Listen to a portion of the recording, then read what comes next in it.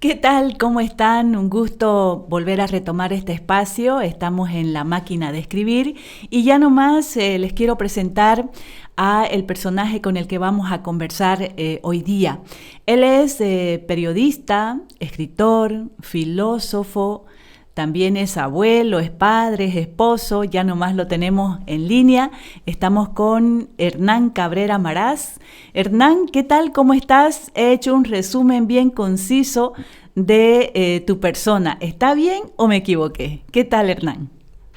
¿Cómo estás, Gisela? Gracias por el contacto de la entrevista. No, suficiente, demasiado. Además, yo siempre me defino como periodista y ciudadano de la democracia, pero gracias por la referencia. Y la verdad me encantó mucho la introducción, la máquina de escribir, que haciendo limpieza en mi biblioteca, encontré una máquina de escribir de esas antiguas que Qué uno lindo. empezó a manejar, incluso a entrar, a ingresar en clases de ortografía, de caligrafía que uno entraba, ¿verdad? Dactilografía era, ¿no es La cierto? tecnología Sí. en las academias, me acuerdo de eso en Camille, ahí era todos los días tenía que yo taca, taca, taca a escribir y la tengo ahí como recuerdo y la verdad que esto es parte de un símbolo importante lo que ha significado la evolución del periodismo. Así es, Hernán. Qué bueno que hayas notado ese detalle. Es, evidentemente, las que yo tengo aquí igual fueron máquinas de mis padres, que yo recuerdo que las trajeron de La Paz y recuerdo también que aprendimos dactilografía con un método que tenía mi mamá viejito y entonces había que poner los dedos y empezar a teclear, ¿no? Aquí en Santa Cruz había una academia, te cuento, que era la Pitman. Eso me hizo recuerdo Ah, un amigo cuando publiqué la foto en Facebook. Un compañero de colegio me dice, yo aprendí a teclear en la Pitman, ¿no? Entonces, qué buen dato, Hernán. Bueno, yo quiero aprovecharte, Hernán, en este sentido, ¿no? A vos como periodista siempre te gustó contar historias, yo lo recuerdo muy bien, fuimos colegas en El Deber, y hoy quisiera que nos contés un poquito de tu historia. Vos entiendo que has estudiado filosofía, pero te has dedicado al periodismo. ¿Cómo ha sido un resumen así de lo que ha sido tu carrera en lo profesional y también tu dedicación a este oficio noble del periodismo? bueno, yo al principio Gisela iba a ser sacerdote. Estuve en Camiri viviendo unos 3, 4 meses en el convento de San Francisco. Luego me mandaron al proyecto Oscar allá por los Yungas, que tiene la orden franciscana, donde uno va a estudiar teología estudia medio día y medio tiempo trabaja en hacer camino, abrir brechas, etcétera. Entonces me fui con esa inquietud, pero obviamente ya viendo la hermenéutica dentro, el funcionamiento de la iglesia, algunas cosas que prácticamente no me gustó. Te voy a contar un dato que algún día lo voy a escribir. Yo ya en los Yungas, por el maltrato que nos daban los profesores, le hice una huelga, lideré una huelga así de sin ir a clase y encerrándonos en nuestros campamentos. Y a partir de ahí los sacerdotes, bueno, me expulsaron y seguí mis estudios de teología y filosofía en Cochabamba, en la Universidad Católica. Entonces, por eso que me aferré a la filosofía, acabamos ello, y eso fue la base fundamental para la teoría, para la especulación, para fortalecerse el espíritu crítico. Yo obviamente allá en Cochabamba empecé a trabajar prácticamente un medio en los tiempos de corrector, en los años, fue el año ese 83 más o menos aproximadamente, donde yo trabajaba todo el día, toda la noche, perdón, trabajaba de 5 a 11, 12 de la noche, así, corrigiendo todas las notas que hacían los periodistas, eran en esos largos, en esos, ¿cómo era? No me acuerdo, pero bueno, ahí no lo corregía. ¿El formato Eh, en papel lo claro, formato corregía? papel, claro, Ah, el mismo tipo, tabloide. tabloide, sí, tabloide. Ah, Entonces ya, uno lo ya, ya. corregía así, pasaba luego al periodista y tenía que corregir lo que uno lo observó.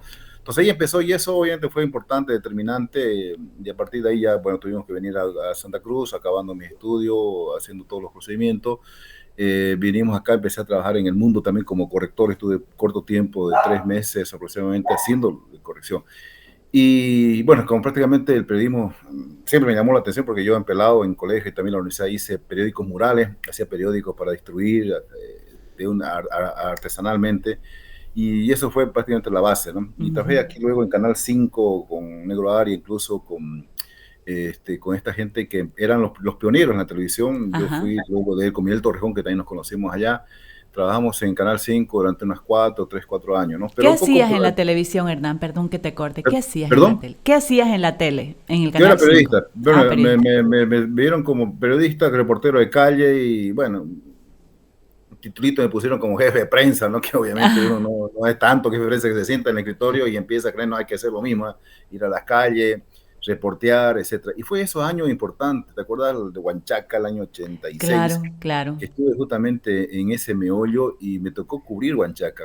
Yo fui a Huanchaca en una avioneta, incluso ahí ya aterrizamos nosotros ya en la meseta de Caparuch y los policías, bueno, nos rodearon y me dice un policía, ¿sabe qué?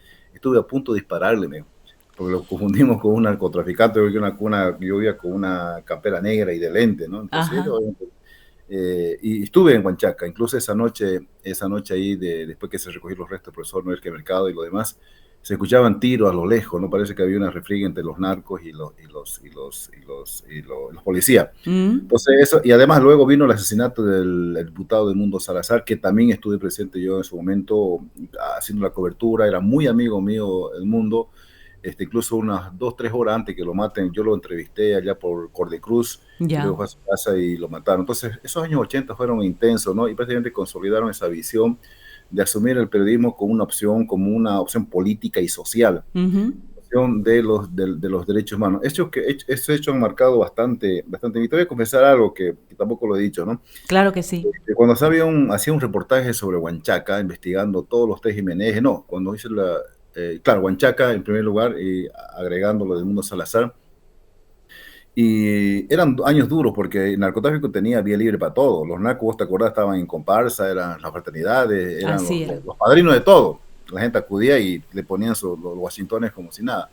Y recibí un par de llamadas de gente, que no sé, hasta ahorita no sé quiénes será porque fueron, ¿no? Y me dijeron, ¿sabe qué, señor Gabriel? Le vamos a dar $10,000 para que usted nos saque, emita ese reportaje sobre Huanchaca. Ujú. Claro, fueron solamente ofertas, pero no llegaron a la amenaza, ¿no? Obviamente no le hice caso porque tenía luego la confianza de los dueños. Emitimos un reportaje grande de Huanchaca donde vivimos todos los TGMNG del Ministerio, de la DEA, todo lo que significó esa gran fábrica de cocaína y que hoy lamentablemente sigue en auge el narcotráfico, ¿no? Entonces eso fue la pasión. Luego hice estudios, eso sí que ya me concentré un poco en el periodismo, haciendo estudios en la Universidad de Navarra de Pamplona, un estudio netamente sobre periodismo. Luego también tuvimos la oportunidad de estar en el Instituto Nacional Internacional de Periodismo José Martí en Cuba, fuimos alrededor de 25 periodistas de Bolivia a hacer un curso especializado en periodismo de investigación. Ajá. Bueno, eso fue un poco, y luego ya estuvo el deber, y poco por mi anéutica, que yo era inquieto, no estaba quieto en un solo lugar, ¿no? Claro. Estuvimos en la Estrella del Oriente como fundadores de la primera época de este importante periódico que tuvo su aporte. Y bueno, ya no me quedé en el deber prácticamente, primero como periodista, luego como dirigente sindical de la prensa, ¿no? Eso más a Ujú. grandes rasgos, algunas cositas que uno ha Sí. pasado en su trayectoria. Qué, qué interesante, Hernán. Yo quiero aprovechar este resumen que has hecho rápido. Has hecho televisión, has estado haciendo coberturas en momentos muy importantes en la década del 80, cuando sucedió lo de Huanchaca. El relato que estabas haciendo, yo todavía estaba en la universidad, pero recuerdo muy bien lo impactante que fue para la sociedad cruceña y boliviana ese momento. Fue un momento histórico, a veces se lo olvida, ¿no? Se olvida lo que sucedió, las nuevas generaciones no lo conocen, pero fue un momento clave para la sociedad en su conjunto, no solamente para el periodismo, y vos estuviste ahí. Creo que ese elemento, ¿no? Que es algo tan reconfortante para quienes hemos estado haciendo este oficio, ¿no? El poder ver, observar, mirar los momentos más importantes que tiene la historia de nuestro país. A propósito de la historia, Hernán, yo quiero mostrarte una foto que vos mismo posteaste en tu muro de Facebook, reposteaste, si no me equivoco, en tu muro de Facebook, que tiene que ver con la historia del periodismo cruceño, ¿no? Cuando se habla de la historia del periodismo cruceño, necesariamente hay que hablar del periódico más grande que ha tenido Santa Cruz y que ha tenido Bolivia. La vamos a poner esa fotito, porque esa fotito me gustaría también que en este momento tal vez compartás con nosotros qué sensación tuviste cuando la viste en Facebook y la compartiste vos también, precisamente porque seguramente te movió algo en lo más íntimo tuyo, Hernán. Bueno, algo muy, te removió un poco la imaginación, la historia de esos tiempos de compañeros que estuvimos ahí, todos los días nos reuníamos a las 8 de la mañana hasta las 9, no definiendo, sino proponiendo tapas, proponiendo las temáticas, ¿no? Esa Bueno, es un la detalle, mesa, esa es la esa es la mesa de mesa de editores, ¿no es cierto? sí, Así la se mesa de llamaba, editores. ¿no? La mesa de editores. Y era en la biblioteca, que además era un área grande, cómoda, confortable, en la biblioteca del periódico El Deber, ¿no es cierto?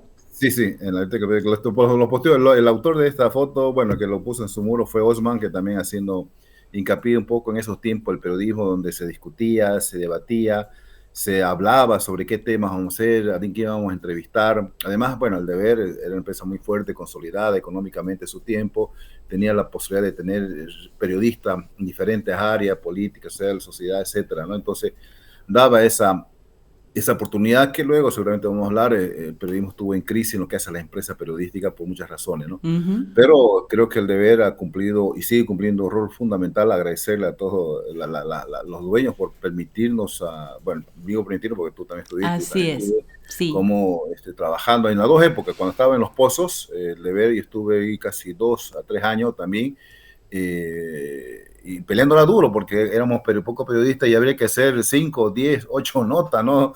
Todos los días. Y era sacarse la infundia, ¿no? Pero había el apoyo logístico de transporte, de comunicación, ¿no? Y luego ya me retiré, estuve en La Estrella y estuvimos ya en El Deber, la segunda época, ya en su moderno edificio, que cumplió a cabalidad, creo yo, con lo que es el periodismo, ¿no? Con el legado que dejó don Pedro Rivero Mercado, y creo que se dio para adelante. Pero eran cuestiones muy, muy importantes, ¿no? Gisela, ya en El Deber. Y hay algo que también me recordó esa foto. Yo me acuerdo ajá, bien que el año 2003, ¿te acordás del Octubre Negro, cuando sí, hubo la matanza? Yo estaba de turno un domingo, fue el 17 de octubre, fue esto, allá en La Paz, en el Alto. sí, Y estaba en turno con Osman Pazzi. ya, Y ahí hubo 10 muertos, 20 muertos, 30, creo que 40 muertos aproximadamente hubo por la acción represiva de las fuerzas del orden, policía y militares, protegiendo al gobierno de Sánchez Lozada. sí. Entonces ya al final no sabíamos qué titular. Se fue Osma y yo dije, bueno, yo me quedé hasta las 2, 3 de la mañana porque la refriega era enorme, ¿no? Cada rato. Y yo titulé en el periódico Masacre en el Alto, ¿no? Así de cajón, porque hay que llamar las cosas, el periodismo debe llamar las cosas por su nombre, ¿verdad? No Así es. maquillarlo, ni decirle esto fue así, después fue así, y adorando la píldora. Y eso generó un poco malestar porque me lo comentaron. Al día siguiente, por suerte, lunes 18 de octubre, yo no estuve porque fui hasta tarde, me quedé hasta el mediodía en mi casa, y fue a dar una charla el profesor Darío Restrepo, el Ah, el colombiano. colombiano, Javier Darío Fue a dar una Restrepo. charla y ese titular generó escosores fuertes en la jefatura de redacción y en el director del Deber, que estaba un poquito medio molesto, ¿no? ¿Por qué tituló así, que era un titular de estos fuerte, ¿no? Muy sensacionalista. Muy sensacionalista, ¿no? Y le preguntaron al profesor Restrepo, le dijo, ¿qué le parece este titular? Y él dijo, no, fue el mejor titular del país, dijo, de la prensa boliviana, ¿no? Porque reflejó lo que realmente pasó el 17 de octubre en el Alto, cuando bajaron los mineros, los campesinos, Terrible. y hubo una masacre, ¿no? Sí. 40 muertos, porque los demás titularon, decir, la guerra del GAD dio tantos muertos, ¿no? O haciendo suposiciones ya. Y eso se discutió al día siguiente, sí, me convocaron, estuvo el titular, al fin y al cabo dijeron, sí, bueno, está bien este titular, o aunque aparentemente en primera instancia decía, la pinta es demasiado rojo, es como exprimir el periódico y se chorrea sangre, ¿no? Pero es que ocurrió Esa lo era que la ocurrió, realidad, ¿no? ocurrió una masacre, ¿no? Mm. Entonces, era parte, creo yo, de lo que fue en su tiempo el Deber. No sé cómo ahora será los demás medios, porque hay pocos medios, dice la verdad, escrito, ya La Razón va a cerrar, incluso Santa Cruz queda solamente el Deber. Bueno, los otros que no truenan ni suenan porque están ahí sobreviviendo también. En Cochabamba hay 2 periódicos y en La Paz básicamente va a quedar los periódicos así populacheros, ¿no? Esos que viven de la crónica roja, ya no hay La Razón y tampoco hay eh, Página 7, bueno, subsiste un poco el diario, pero es una tendencia que lamentablemente, no lamentablemente, sino que oportunamente la tecnología le está dando retos al periodismo para reinventarse y como tú estás haciendo con este espacio, precisamente ofrecer nuevas alternativas, ¿no? Bien, te adelantaste un poquito, Hernán, porque eso es parte también de nuestra condición como periodistas, ¿no? Eso es lo complejo de cuando uno se entrevista entre periodistas, Mm. que el entrevistado se adelanta a las preguntas de su entrevistador. Evidentemente, Hernán, yo tenía en agenda el poder hablar sobre la muerte del papel, ¿no? Del periódico impreso, ¿no? Del diario impreso. Hemos sido espectadores nosotros en los últimos tiempos, en los últimos años, precisamente del deceso de varios medios que han caído en su versión de papel. Y un poquito yo quisiera adentrar ahí, Hernán, cómo lo estás viendo. Es un asunto de tecnología, de un cambio de era tecnológico, que es evidente. Es un asunto económico, es decir, de subsistencia económica, de financiamiento económico, porque este fenómeno de la desaparición de los diarios impresos no es propio de Bolivia, eso está pasando en el mundo, ¿no es cierto? Bueno, yo definitivamente nadie puede quedarse atrás en la ruta de las tecnologías, de los cambios. El siglo XXI es el cambio, es el siglo de las grandes transformaciones en varios campos. Si bien el siglo XIX, el XVIII fueron años del descubrimiento de la ciencia, de los inventos, ahora es el año de las grandes transformaciones. Y hoy día uno se puede asustar porque ayer justamente yo estoy viendo en Venezuela, creo que mandaron un reportaje ya de dos locutores creados por la inteligencia artificial, ya no son seres humanos, son personas que están conduciendo un programa de televisión. Entonces son cambios probablemente necesarios por la inteligencia del ser humano.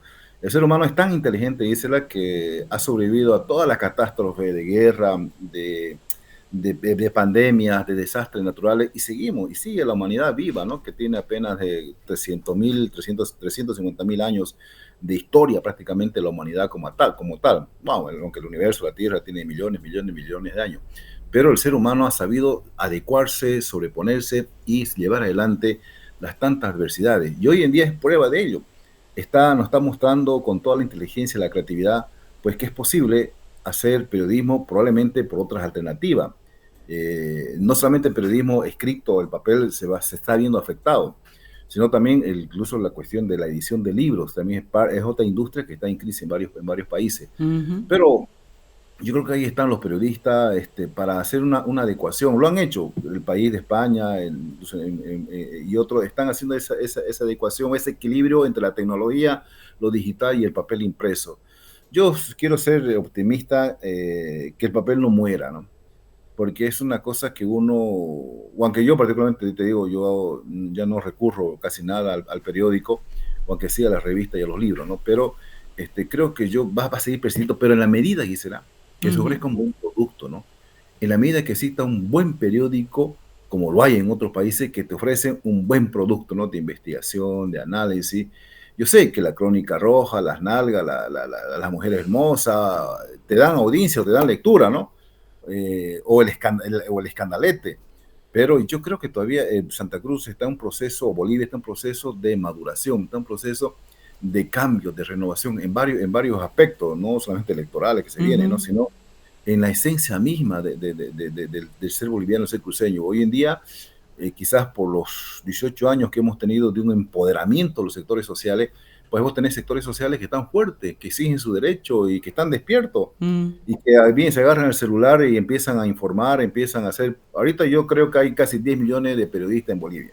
Sí. 10 millones de comunicadores potenciales, porque cada uno que tiene celular es un potencial comunicador. Informa, comunica, produce información, denuncia, participa, ¿verdad?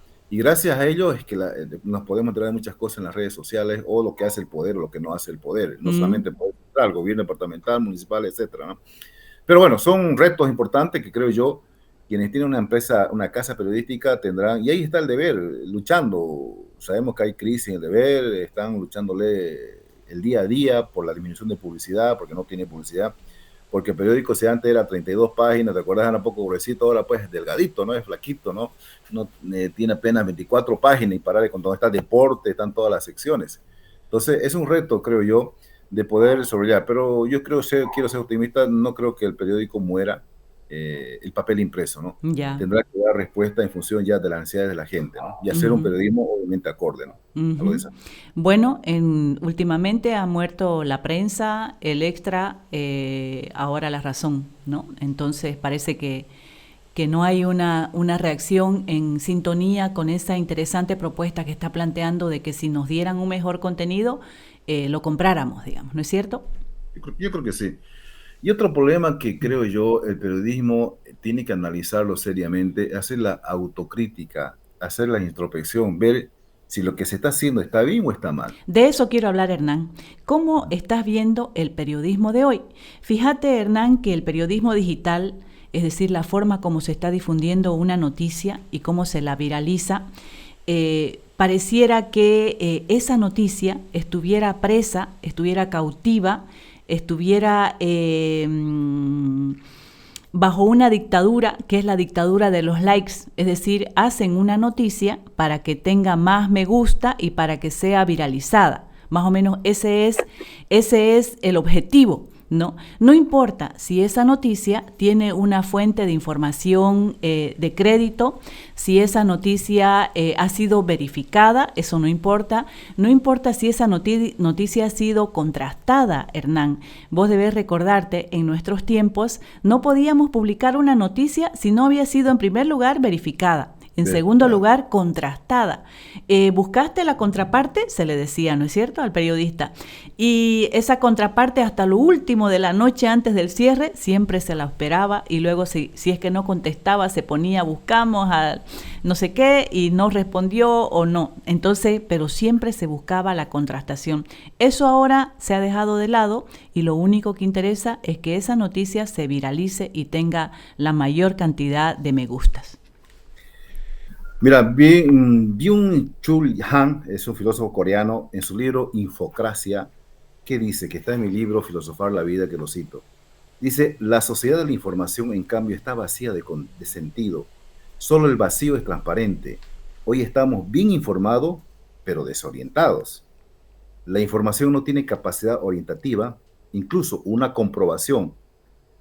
En toda regla de los hechos no puede establecer la verdad, ya que es algo más que la corrección o exactitud de una información. Y hoy vivimos una hiperinflación de la información. Creo que esa es una oportunidad que debería presentar las plataformas de prensa y el periodismo, porque las redes sociales nos bombardean con información cada segundo, millones y millones de información. El 80% son falsos o transversados, mentira. Entonces es ahí el rol del periodismo, el demostrar la fortaleza que tiene, porque vos sabés, cuál es el tesoro que tiene el periodismo? Es la credibilidad, ¿verdad? La credibilidad, que si vos vas si ves en las redes sociales que se murió, que se tum, con todas las cosas, si vas y todo el mundo empieza a bombardear, pero si vas, como ocurrió recién, en las redes sociales empezó a circular que murió Noam Chomsky, todos dieron con muerte, incluso el periódico La Tercera de Chile, pero bueno, sacaron a tiempo que no fue así, pero hay que verificarlo eso en un periódico serio, en una plataforma seria. Es un caso que se decía, pues, hace un mes incluso me mandaron a mí un comentario que comente algo sobre Noam Chomsky, porque yo tengo varios libros de él. Entonces, primero vi a ver qué vamos a pasar, y por suerte no lo hice ni lo publicaron, ¿no? Porque era una noticia falsa. Claro. Entonces, es la credibilidad, en la fortaleza del periodismo, verificar, obviamente, frente a ese bombardeo de información que nos llega. En este libro que yo he presentado, Filosofar la vida, tengo un capítulo que dice, hay que aprovechar las redes sociales. Sin duda alguna, hay que hacerlo, pero teniendo parámetros de la responsabilidad, de la madurez y de la necesidad que tenemos de utilizarla en función no de lo que se viraliza, porque aquello que viraliza no siempre es cierto, no es siempre verdad. La mayoría de las veces son falsas, mentiras, engañosas o tienen el objetivo de hacer fraude. Pero creo yo, el periodismo, hay muchas plataformas importantes, ya lo mencionaba algunas cosas, bueno, hay periódicos que están en esa lógica de luchar contra la desinformación o luchar contra esa hiperinflación de las noticias o de la información. Es ahí donde yo encuentro una oportunidad para el fortalecimiento, el crecimiento de las plataformas de prensa, como también de algún medio impreso que si bien el camino es duro, es difícil, porque hay medios que se están cerrando. Espero que el deber no lo haga, que sepa sortear todas estas tempestades que están habiendo en el camino. Y no solamente por las redes sociales, vos tenés en cuenta la crisis económica, la pandemia que ha azotado a gran parte de la sociedad boliviana y mundial, pero las redes sociales están ahí, no se van a ir. No es que nosotros apaguemos el celular y se acabó el lío, no. Las redes sociales van a estar siempre en nuestra vida. Mucho más ahora con los peladitos, con nuestros hijos que también son campeones para usar el celular. Pero dependerá de nosotros, de los padres, de la escuela, de la familia, darle un buen uso a las redes sociales. Porque las redes sociales no solamente desinforman, que también te dan elementos críticos, ¿verdad? Vos podés encontrar programas científicos, educativos, filosóficos, periodísticos, de educación sexual, de educación familiar, etcétera. Entonces, hay otro mundo, que lamentablemente ese mundo todavía no se lo ha aprovechado de la mejor manera. Aprovechamos el otro mundo, lo fantasioso, el escándalo, las modas, lo artificial. Ahí, ojo, somos campeones para acudir permanentemente, ¿no? Pero también tenés otra oferta que creo yo, a poco hay que ir incentivando a utilizarla. Es cierto, Hernán. En esta conversación agradable sobre periodismo que estamos teniendo, has recordado con mucho entusiasmo 2 coberturas importantes que hiciste en tu carrera como periodista. Yo quisiera mostrarte algunas fotografías que he rescatado tuyas. Por ejemplo, hay una donde apareces haciendo la cobertura de la visita que hizo el entonces presidente de Cuba, Fidel Castro. Estás ahí haciendo precisamente una cobertura. Ahí está esa fotografía que es tan linda. Ahí está otra fotografía donde estás también con otro personaje. Ahí está. Quisiera escucharte un poco, escuchar tus comentarios, cómo fue, por qué esas gráficas, qué fue lo que sucedió ese día, cuán importantes fueron estos hechos. Bueno, yo de cajón siempre lo he dicho y no he tenido miedo, ¿no? Yo soy admirador de Fidel Castro, lo admiro, lo respeto. Incluso en Estados Unidos, cuando estuvimos en la Universidad de Albuquerque, estaban todos los periodistas y nos preguntaron, ¿a quiénes admiran ustedes más, no? Decían los periodistas, bueno, uno decía, fulano de tal, decían casi personajes de Norteamérica. Y me tocó a mí, esto aquí, mira, le admiro a Fidel Castro, le dije, no, presidente de Cuba, y todos quedaron plof, como condorito, ¿no? Decir eso en medio de una universidad, ¿no? Bueno, yo no tengo ningún empacho, ¿no? Yo admiro bastante a este hombre, tengo varios libros de él, hay un libro muy hermoso que es Todos los Cedros, una biografía que hicieron de él, la única, la más completa. Y ese día creo que fue para mí algo muy significativo estar de frente, no solamente a quien admiro, sino a un hombre que creo yo es paradigma de la lucha política, la lucha de los derechos, de la lucha de los pueblos, por un futuro mejor, ¿no? Entonces, tuvimos ahí varios periodistas, yo estaba bastante atento, casi no anotaba nada y tuve que memorizar todo lo que se dice. Yo estaba en el día, sí. Estabas emocionado, ¿no? Bastante, ¿no? Bastante emocionado. Y hay algo que también yo me estuve frente con él, con Fidel Castro, en la asunción de Lula. Estaba ya en el deber yo. Fue el primero de enero, no sé qué ahí, no me acuerdo, pero bueno, fue una que me mandó el deber a hacer la cobertura. Y ya acabó el acto y estaba en las gradas, yo estaba aquí a bajar la grada y lamento no ver que ningún fotógrafo estuvo frente conmigo, ¿no? Y justo estaba bajando el comandante y nos chocamos frente a frente. ¿Cómo está? ¿De dónde eres? Me dijo, de Bolivia. Ah, es un país muy hermoso, me dicen. Y nos dimos las manos, ¿no? Y eso también lo tengo bastante marcado. Bueno, ahí se habló de todos los temas habidos por haber, pero fue algo que creo yo, parte de esos sabores agradables que uno tiene en la vida, sí, de estar frente a frente de un personaje de talla mundial, ¿no? Que si hubiese sido en estos tiempos, Hernán, te hubiese sacado una selfie. Oh, claro, obviamente. ¿No es cierto? Posando con el comandante. Bueno. Y ahí lo ve todo apretado a Percy y a Chelelo Áñez, ¿no? Apretadísimo. Sí, él era el alcalde, Percy Fernández era el alcalde y Áñez era el prefecto de Santa Cruz, ¿no es cierto? Sí. ¿No? Sí, ahí veo también un colega periodista que ya ha pasado una mejor vida, que está, creo, al lado tuyo, ¿no? Oscar Vargas. Sí, Oscar Vargas. Está Maggie también y bueno, sí. Ya, ¿qué futuro le ves, Hernán, al periodismo boliviano, al periodismo en general? Porque este cambio de era del que hemos venido hablando, recordando un poco el viejo periodismo que hemos compartido en algunos escenarios, espacios, y ahora las nuevas tecnologías y el nuevo periodismo, ¿qué futuro le ves en estos tiempos modernos al periodismo, Hernán? Tomando en cuenta también, si bien tiene sus peros, ¿no? Este tema vos decías, deben haber unos 10.000 o 10 millones de periodistas, decías, porque ahora cualquiera lo hace, ¿no es cierto? No es necesario haber estudiado, no es necesario ni siquiera saber cuáles son los principios básicos para ejercer este oficio, ¿no? Hay gente que simplemente lo hace ahora en redes sociales. Entonces, ¿qué perspectivas crees, qué futuro le ves? Tomando en cuenta también que así como tiene sus peros y sus contras, estas nuevas tecnologías, el uso de estas nuevas tecnologías para hacer periodismo, también tienen sus puntos a favor.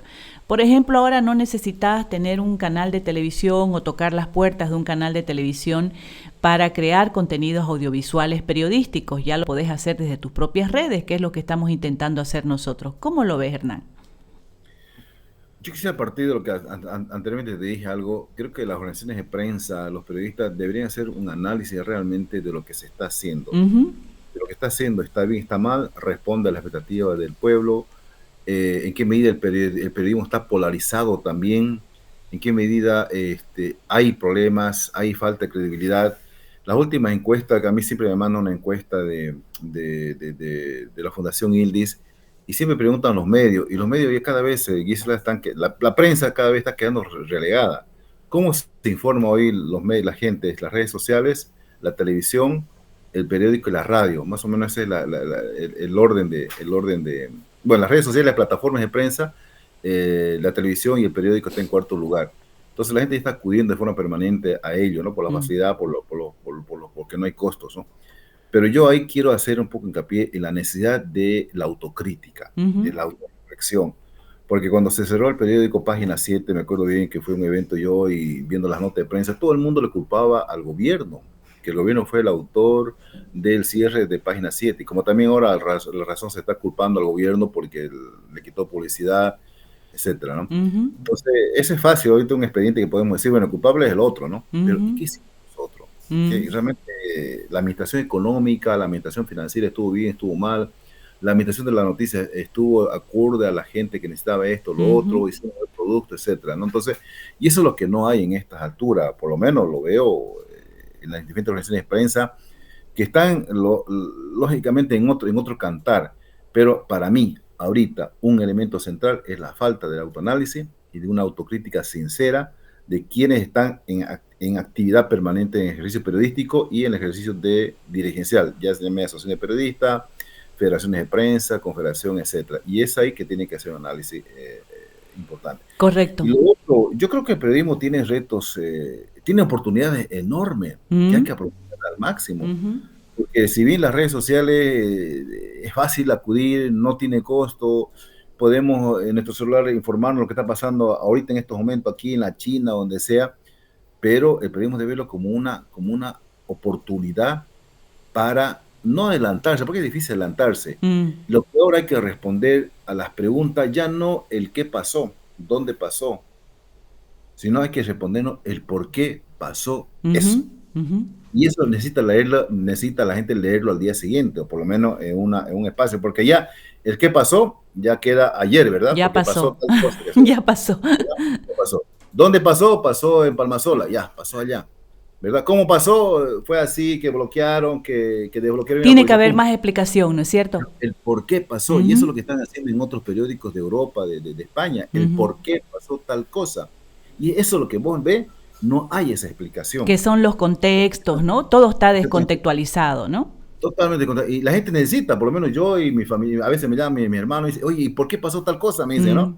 Porque ven miles de notas o de redes sociales y no hay esa respuesta. Sí. El por qué pasó tal cosa. Sí. Entonces, es ahí lo que yo siempre les insinúo a los compañeros, el análisis y ver como una oportunidad todo este maravilloso mundo que nos presentan las redes sociales. Porque es maravilloso. Excelente. Las redes sociales, ¿no? Yo comparto tu propuesta. El tema del análisis le sumaría algo más, Hernán, tal vez vamos a coincidir. Lo académico, es decir, tenemos un montón de universidades que están formando comunicadores, incluso una que está formando periodistas. Entonces creo que la academia tiene que involucrarse, tiene una responsabilidad con la sociedad, involucrarse y sumarse a esto que estás planteando de la necesidad del análisis de qué es lo que está pasando con el oficio, ¿no? Y de la autocrítica. Antes que nos critiquen es mejor autocriticarnos, ¿no es cierto? Claro. No, la academia no solamente en la parte periodística. Yo la otra vez saqué un artículo y les preguntaba a los docentes en qué medida se está discutiendo en las aulas universitarias lo que está pasando en el país. Te doy un par de datos. Uno, el tema del referéndum. ¿Por qué la Universidad Gabriel René Moreno en su facultad de Ciencia Jurídica no ha hecho un documento académico, científico, político sobre este hecho? Sí, diciéndole al gobernante, al gobernado, esto es ilegal por esto y por así es. esto y por Estos esto. son los argumentos, ¿no? Pero lo ha hecho, no lo ha hecho la universidad. Está como viviendo en una burbuja. Recientemente hemos padecido la pandemia del COVID. Yo te pregunto a vos, ¿ha hecho alguna universidad un estudio científico, Mm, médico, sobre lo que significó la pandemia para Bolivia? No solamente hacer copy-paste, ¿verdad?, de los grandes estudios que nos mm, llegan de forma permanente, sino cómo afectó a nuestro cerebro, a cómo nos afectó a la salud física, cómo afectó al señor el que vive en los campos y a nosotros que estamos alimentándonos de soda, de hamburguesa, qué sé yo. Pero ahí, por ejemplo, no lo ha hecho la universidad. Y también, obviamente, la Facultad de Periodismo y Comunicación. La otra vez yo te dije, le pregunté a un par de periodistas, ¿y ustedes saben cuántas leyes hay que se refieren al oficio periodístico? No sabían. Vos sabés que hay un montón de leyes que le dicen al periodista qué es lo que tiene que hacer. La ley contra la violencia de la mujer habla sobre la prensa. así es. La ley contra la discriminación y racismo le dice a los medios que no deben hacer tal cosa. La ley contra la trata y tráfico también tiene un capítulo. La ley de consumo de bebidas alcohólicas tiene un capítulo que se refiere al accionar de los medios de comunicación. Mm. La ley de agrupaciones políticas también. Ahora Desde bien, la misma Constitución, ¿no? claro, la misma cuestión. Se vienen las elecciones judiciales, donde le dice a los medios, y ojo ojo que con pelarle, ¿no? Porque ellos no pueden hacer campañas o no pueden entrevistar a un solo candidato. Si entrevistas a uno, debe entrevistar a toditos los candidatos, lo dice la ley de la ley de organizaciones políticas. Entonces, y eso no lo sabe. Vos Mm, preguntá a algunos periodistas que estén ahí en la calle, o sea, no lo no saben. lo saben, Hernán. Entonces, es un tema que deben discutirlo en las Mm, universidades. O ujú. sea, pisar tierra. Decir, oye, periodismo no solamente la teoría, ¿verdad? Las 5 o 6 preguntas clave o la teoría, qué sé yo, sino la realidad concreta. Pero no solamente en la redacción, no solamente hacer un tema, sino empaparnos. Y eso es probablemente ahorita una falencia, que el periodista, así como en su tiempo nosotros, tenemos que empaparnos, teníamos que mojarnos la camiseta, teníamos que sudar, teníamos que ir a los quintos infiernos a peligrar nuestra vida. Pero ahora es poco se hace porque hay facilidades.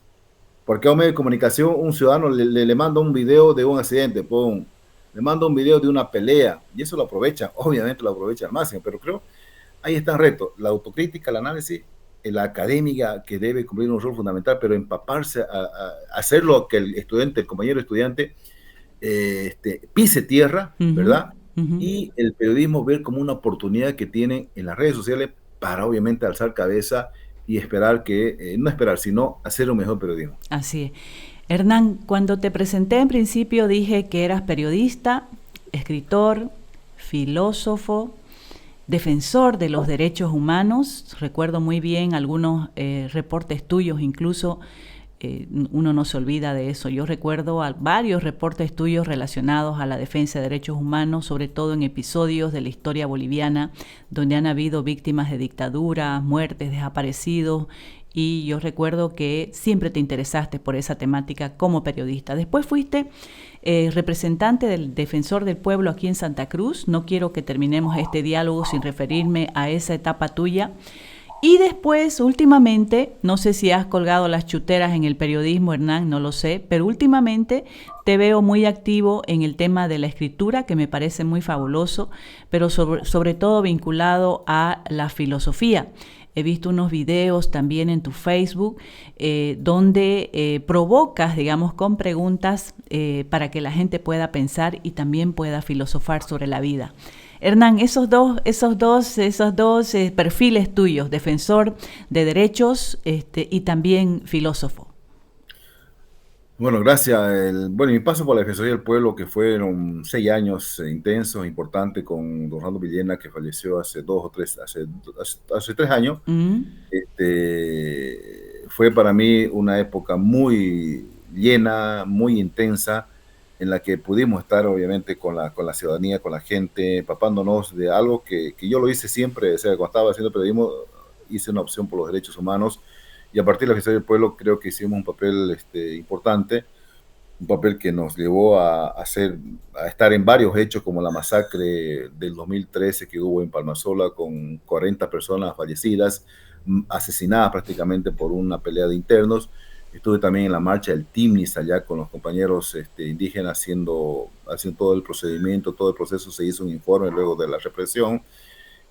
Bueno, y tantas otras situaciones que cumplimos un rol.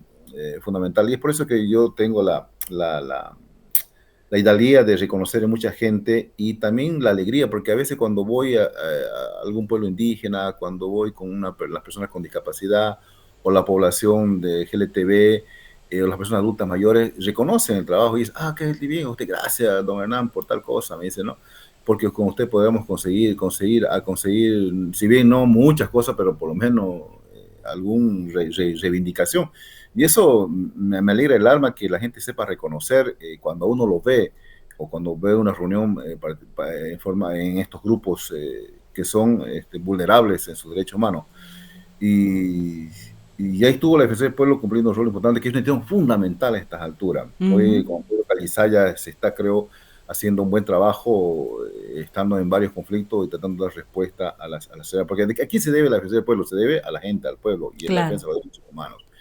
Y el otro es el libro Filosofar la Vida. Bueno, yo soy licenciado en filosofía. Es parte de algo que siempre lo tengo dentro de las reflexiones. Es el último libro que he realizado, que he producido bastante, creo que la gente está leyendo. Y bueno, y hay que provocar, porque la filosofía te provoca respuesta y también muchas preguntas, ¿no? Es parte de lo que uno, yo siempre le digo a los jóvenes cuando estuve en la Feria del Libro, ustedes deben despertar el filósofo que hay en su interior, ¿no? Porque cada persona tiene dos lobos, y eso quiero un poquito hacer rápidamente dos menciones. Le decía el viejito, el anciano a su nieto, ¿sabes qué, hijo? Cada persona tiene dos lobos. Hay un lobo malo, que es furioso, que es malo, envidioso, que engaña, que mata, les. Y hay un lobo bueno, que es bondadoso, que es libre, justo. Esos dos lobos vos los tenés en tu corazón, mi nieto, le dije. Ah, pues, abuelito. Y el nieto le preguntó, ¿y quién triunfa, abuelito? Le dije. Mi hijo, dije, depende del que tú alimentes, le dije. Ajá. Depende, si vos alimentás al lobo bueno, obviamente se va a triunfar. Si alimentás al lobo malo, obviamente ese va a ser vos, ¿no? Y el niño se queda pensando, ¿no? Sí. Y eso lo dijo un viejo indígena, un chamán en uno de estos viajes, ¿no? Pero te das cuenta de esa hermosa... Excelente, excelente, qué sé yo, o sea, lo grafica como en realidad es la vida, ¿no? El yin yang, lo blanco, lo negro, ¿no es cierto? Así es. Qué bien, Hernán. Bueno, y eso es un poco cómo se lleva a los jóvenes, ¿no? A través también como tú estás haciendo, aprovechar las redes sociales, ¿no? Si bien yo no soy tan moderno, porque un poquito con el celular, con lo que uno tiene, tratando de hacer aportes importantes. Pero lo importante es mostrar lo que uno sabe, no escondérselo para uno mismo, sino dar a conocer. Y eso es lo que le digo la vez que pide un libro, porque yo el libro lo vendo completamente regalado, ¿no? No pretende 40 o 30 pesos, porque me interesa que se venda, se difunda lo más que se pueda, ¿no? Pero sí es una alegría. Aquí está, le hacemos publicidad, el libro de Hernán Cabrera, el último libro, porque sé que tenés otros escritos también, ¿no, Hernán? Sí, tengo, bueno, 6 libros ya. Uno libro se llama Desaparecido, que cuento un poco lo que ha hecho Banzer en sus 7 años. En estos momentos hay gente que está todavía desaparecida. El libro Registro de Destino, que es otro libro que narro lo que hizo la dictadura de García Meza en los años 80. Luego está Gracias por el cuento, que fue el primer libro que lo editó La Hoguera, que es una serie de varios cuentos, relatos que hemos traído de la vida real. El otro es Combustible Filosófico para la Vida, podríamos ser el primer tomo de este último, que también es reflexiones desde la filosofía en los problemas diarios. Luego, Desgarrados por la cocaína, Vida y sueños de adictos, es un libro testimonial donde estuve con más de 20 personas adictas a la droga, totalmente perdidas en los canales, en los hospitales, que estuve yo con ellos acompañando, y relato un poco su vida. Hay uno de ellos que hago homenaje, que es a Jorge Arturo Valverde, que es un gran compañero, que luego de estar perdido en la droga, él obviamente fue un ciudadano, estuvo trabajando por los derechos humanos, pero lamentablemente un ataque al corazón se lo llevó hace algún tiempo, ¿no? Entonces el libro en homenaje a él, porque me ayudó bastante, y yo estuve con él en momentos muy críticos, cuando realmente estaba totalmente consumido por el vicio, pero luego, repito, logró salir, ¿no? Y bueno, y un libro en homenaje a mi madre es Recetas de la abuela Rosenda, que son recetas de la abuela que cocinó a lo largo de sus 18 años hasta este momento. Ella en un cuadernito que tiene todavía ahí en su casa, todos los días anotaba, ¿no? ¿Qué voy a cocinar a mi hijito, no? Voy a cocinar tal cosa, ¿no? Y hemos recopilado sus recetas que son realmente, vos comés comida ahí, haciendo la receta de la abuela Rosenda, con el mejor restaurante del mundo, ¿no? Que no lo vas a pillar en ningún lado, ¿no? Entonces, eso y este último, que, bueno, y preparando otros, como siempre, ya nos picó el bichito, yo estoy jubilado ya, pero sí estoy escribiendo de forma permanente artículos, opinión en varias plataformas que me han permitido, me han abierto su puerta, y eso nunca se acaba, Gisela, ¿no? Vos también vas a estar siempre Así con ese es. bichito interno de Sí. escribir, de informar. Y ahora incluso vengo de allá de la universidad, y ya estaba haciendo una nota del viaducto que se atraviesa el segundo anillo, Ajá. y me dio miedo, pues yo me subí porque estaba sin vehículo, me subí yo y viera vos cómo temblaba ese viaducto, ¿no? Y pasa Uy, miles de jóvenes. Dios, Entonces ahí voy a hacer una nota, ¿no? Porque imagínate claro. vos que algún día pasa alguna desgracia, no, no, No no se se puede. cuelgan las chuteras entonces de ningún Así es, periodista, ¿no? siempre hay. Bueno, Hernán, la verdad ha sido un lindo diálogo, podríamos continuarla, podríamos seguir horas y horas hablando de tu paso en el periodismo, de tus actividades como escritor. Quiero agradecerte infinitamente y quiero decirte que siempre que se pueda vamos a repetir este tipo de conversaciones. Me parece que son útiles no solamente para nosotros, sino también para gente que está interesada en conocer sobre lo que es nuestro gremio, en conocer sobre la cotidianidad de la vida. Muchas gracias, Hernán. Te mando un saludo especial también a tu esposa que es periodista. Por supuesto que le mando un saludo especial a la señora Rosenda, tu mamá. La conozco porque te sigo en tus redes y veo con tanto respeto y aprecio que hablas de ella. Muy bonito. Muchas gracias, Hernán. Hasta una próxima oportunidad. Gracias, dice la voz, muy amable y muchas felicidades por tu espacio. Y gracias también a la gente que nos está siguiendo. Esto es La Máquina de Escribir y estamos en conversaciones, en diálogos. Ahora en un principio con un ciclo dialogando con periodistas cruceños. Posteriormente estaremos hablando también de otros temas que consideramos pueden ser de interés de la gente. Muchas gracias. Hasta una siguiente oportunidad.